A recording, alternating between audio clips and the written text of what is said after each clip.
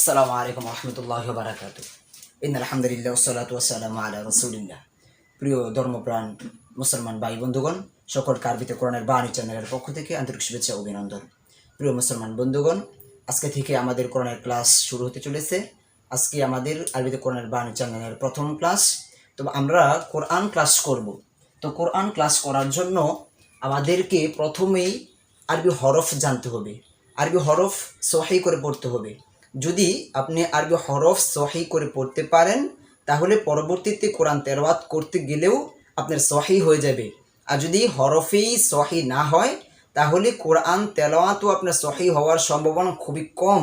এজন্য আমরা প্রথমেই আজকে প্রথম ক্লাসে আমরা আরবি হরফ শিখব। কোন হরফ কিভাবে উচ্চারণ হয়, কোন মাখরাজ থেকে উচ্চারণ হয়।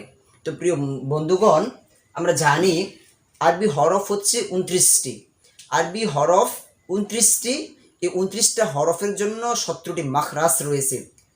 আমরা হরফ চিনি, আলিফ বা তা সা, এই 29টাকে বলা হয় আরবি হরফ। এই 29টা হরফ দিয়েই পুরা কোরআন শরীফ তৈরি করা হয়েছে।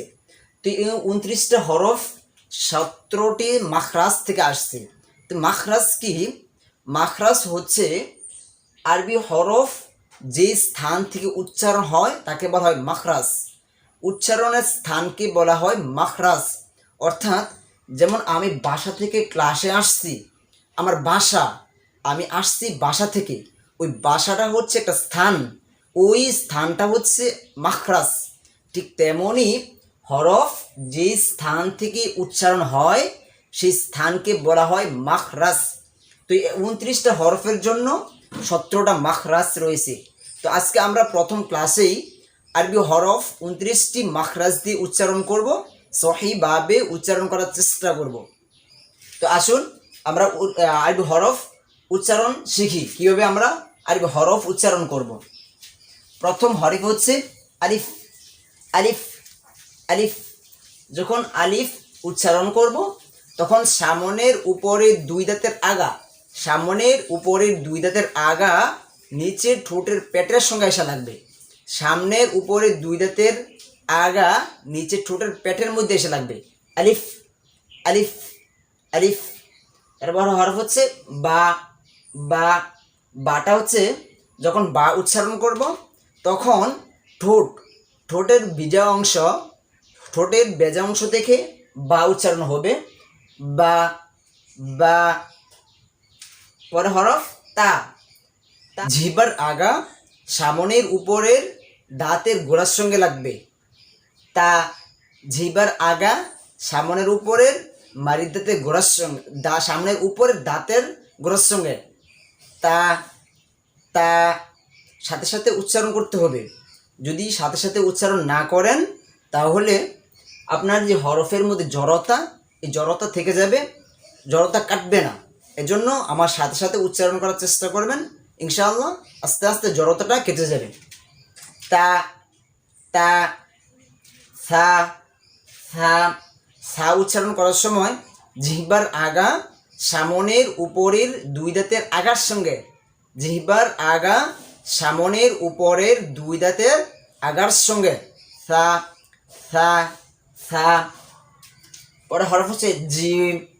জিম উচ্চারণ করার সময় জিহ্বার মধ্যখান, জিহ্বার মধ্যখান তার বরাবর উপরের তালুর সঙ্গে লাগাইয়া, জিহ্বার মধ্যখান তার বরাবর উপরের তালুর সঙ্গে লাগাইয়া জিব। জিব। তারপরে হরফ হা। হা। হা উচ্চারণ করার সময় হলকের মধ্যখান, অর্থাৎ গলার মধ্যখান থেকে হা উচ্চারণ হবে। গলার মধ্যখান, শেষও না, শেষও না, শুরুও না, বরং গলার মধ্য থেকে হা উচ্চারণ হবে।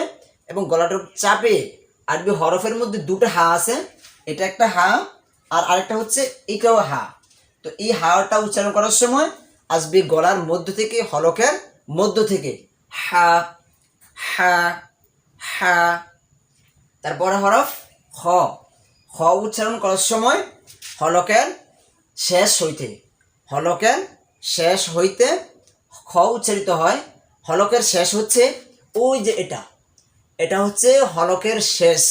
আমরা অনেকে মনে করি এটা হলকের শুরু, এটা হলকের শেষ। না, এখানে হলকের শুরু হচ্ছে এটা আর হলকের শেষ হচ্ছে এটা। তো হলকের শেষ হতে খ উচ্চারণ হবে, খ খ। দাল, তারপর হরফ দাল।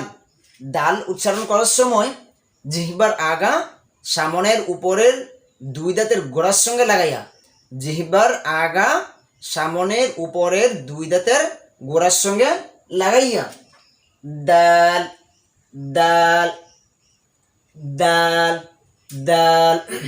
পরে পরে হরফ হচ্ছে রাল। রাল উচ্চারণ করার সময় জিহ্বার আগা সামনের উপরের দুই দাঁতের আগার সঙ্গে লাগাইয়া, জিহ্বার আগা সামনের উপরের দুই দাঁতের আগার সঙ্গে লাগাইয়া রাল রাল রাল। র র পরে হরফ হচ্ছে র। র উচ্চারণ করার সময় জিহ্বার আগার উল্টা পিঠ, জিহ্বার আগার উল্টা পিঠ, জিহ্বার আগার উল্টা পিঠ তার বরাবর উপরে তালুর সঙ্গে লাগাইয়া, জিহ্বার আগাটা গিয়ে তালু উল্টা পিঠ, জিহ্বার আগার উল্টা পিঠ গিয়ে তালুর সঙ্গে লাগবে। র র র র। রয়ের পরে হচ্ছে যা। তো যা উচ্চারণ করার সময় জিহ্বার আগা সামনের নিচের দুই দাঁতের পেট ও গোড়ার সঙ্গে লাগাইয়া, জিহ্বার আগা সামনের নিচের দুই দাঁতের পেট ও গোড়ার সঙ্গে লাগাইয়া যা যা যা। যার পরে হচ্ছে সিন। জায়ের যে মাখরাজ সিনেরও একই মাখরাজ।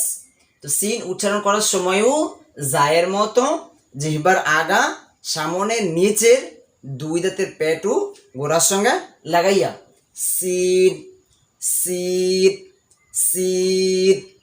তারপর হচ্ছে শীত শীত।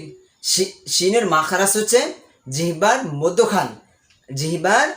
মধ্যখান তার বরাবর উপরে তালুর সঙ্গে লাগাইয়া, জিহ্বার মধ্যখান তার বরাবর উপরে, তার বরাবর কোনো সাইডে যাবে না, ডানেও না বামেও না, জিহ্বার মধ্যখানটা তার বরাবর সূর্যে উপরে উঠে তালুর সঙ্গে লাগবে। শীত শীন শীন শীন। বারবার আমার সাথে চেষ্টা করুন, যদি চেষ্টা না করেন তাহলে মুখের জড়তা যাবে না। শীত। তারপর হরফ হচ্ছে সদ সদ সদ। সদের মাখরাজ হচ্ছে জিহ্বার আগা সামনের নিচের দুই দাঁতের গোড়া ও পেটের সঙ্গে লাগাইয়া, জিহ্বার আগাটাকে সামনের নিচের দুই দাঁতের পেট ও গোড়ার সঙ্গে লাগবে। সদ সদ সদ সদ। তারপর হচ্ছে দ। তো দ উচ্চারণ করার সময় জিহ্বার গোড়ার কিনারা, জিহ্বার গোড়ার কিনারা উপরের মারির দাঁতের গোড়ার সঙ্গে লাগাইয়া, জিহ্বার গোড়ার কিনারাটাকে উপরের মারির দাঁত হচ্ছে এই যে আমরা বলি যে সাইডের দাঁত মারির দাঁত, এই মারির দাঁতের গোড়ার সঙ্গে লাগাইয়া দদ দদ দদ। তারপর হরফ হচ্ছে ত। তো ত উচ্চারণ করার সময় জিহ্বার আগা সামনের উপরের দুই দাঁতের গোড়ার সঙ্গে লাগবে, জিহ্বার আগাটাকে সামনের উপরের দুই দাঁতের গোড়ার সঙ্গে লাগবে। ত ত ত ত। তারপর হচ্ছে জ জ জ জ। জ উচ্চারণ করার সময় জিহ্বার আগা সামনের উপরে দুই দাঁতের আগার সঙ্গে লাগাইয়া, জিহ্বার আগাটা গিয়ে সামনের উপরে দুই দাঁতের আগার সঙ্গে লাগবে, জিহ্বার আগা সামনের উপরে দুই দাঁতের আগার সঙ্গে লাগবে। র র র র। তারপর হরফ হচ্ছে আইন। আইন উচ্চারণ করার সময় হলকের মধ্যখান, অর্থাৎ হলক হচ্ছে গলা, আমরা যেটাকে সহজে বুঝি গলা। তো গলার মধ্যখান থেকে আইন আসবে, এই আইন হবে গলার মধ্যখান থেকে। আইন আইন আইন আইন। তারপর হরফ হচ্ছে গইন। গইন উচ্চারণ করার সময় হলকের শেষ হইতে, হলকের শেষ হতে গইন উচ্চারিত হয়। হলকের শেষ হচ্ছে আমাদের হলকের শেষ এটা, এটা হচ্ছে হলকের শেষ, অর্থাৎ যেখানে হলকের শেষ সেখান থেকে জিহ্বা শুরু। তো এখানে হচ্ছে আমাদের হলকের শেষ, হলকের শেষ হতে গইন উচ্চারিত হবে। গইন গইন গইন। তারপরে হরফ হচ্ছে ফা। ফা ফা উচ্চারণ করার সময় সামনের উপরের দুই দাঁতের আগা, নিচের ঠোঁটের পেট, সামনের উপরের দুই দাঁতের আগা, নিচের ঠোঁটের পেট। ফা ফা ফা ফা ফা। ফায়ের পরে হচ্ছে কোফ। কোফ উচ্চারণ করার সময় জিহ্বার ঘোড়া, জিহ্বার গোড়া তার বরাবর উপরে তালুর সঙ্গে লাগাইয়া, জিহ্বার গোড়া গিয়ে উপরে তালুর সঙ্গে লাগবে। কোফ কোফ কোফ। কোফের পরে হচ্ছে কাফ। তো কাফ উচ্চারণ করার সময় জিহ্বার গোড়া থেকে একটু আগে বাড়াইয়া, জিহ্বার যে গোড়া তার থেকে একটু আগে বাড়াইয়া তারা বরাবর উপরে তালুর সঙ্গে লাগবে, জিহ্বার গোড়া থেকে একটু উপরে তালুর সঙ্গে লাগবে। Calf calf calf. তারপর হচ্ছে লাম লাম লাম। জিহ্বার আগা, জিহ্বার আগার কিনারা, জিহ্বার আগার কিনারা তার বরাবর উপরে তার সঙ্গে লাগাইয়া, জিহ্বার আগার কিনারা তার বরাবর উপরে তার সঙ্গে লাগাইয়া। লাম লাম লাম। তারপর হচ্ছে মিম। মিম মিম উচ্চারণ করার সময় ঠোঁট থেকে আসবে মিম, ঠোঁটের শুকনা অংশ। আমরা পড়ছিলাম বা হচ্ছে ঠোঁটের বেজা অংশ, ভিতরের অংশ থেকে বা, আর মিম হচ্ছে ঠোঁটের শুকনা অংশ থেকে বাইরের অংশ। মিম মিম মিম মিম। তারপরে হরফ হচ্ছে নুন। নুন উচ্চারণ করার সময় জিহ্বার আগা তার বরাবর উপরে তালুর সঙ্গে লাগাইয়া, জিহ্বার আগাটা আগে সরাসরি তালুতে লিখে দেবে। নুন নুন নুন। তারপর হচ্ছে ওয়াও। ওয়াও উচ্চারণ করার সময় দুই ঠোঁট ঘুল করে ওয়াও ওয়াও, ঠোঁটটা একটু গুল হয়ে যাবে। Wow wow. তারপর হচ্ছে হা। এটা হচ্ছে হলকের শুরু, এই যে হলকের শুরু, এটা এই হলকের শুরু হইতে হা হা হা। আর এরপর হচ্ছে পরে হরফ হচ্ছে হামজা। এই হামজাও হলকের শুরু, হলকের শুরু হইতে হামজাও হলকের শুরু হইতে হামজা হামজা। তারপর হচ্ছে ইয়া ইয়া। জিহ্বার মধ্যখান, জিহ্বার মধ্যখান তারা বরাবর উপরে তালুর সঙ্গে লাগবে। ইয়া উচ্চারণের সময় জিহ্বার মধ্যখানটা গিয়ে তালুতে লাগবে। ইয়া ইয়া ইয়া ইয়া।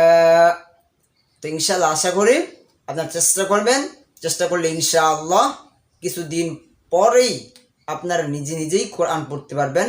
আজকের মতো বিদায়। আসসালামু আলাইকুম ওয়া রাহমাতুল্লাহ।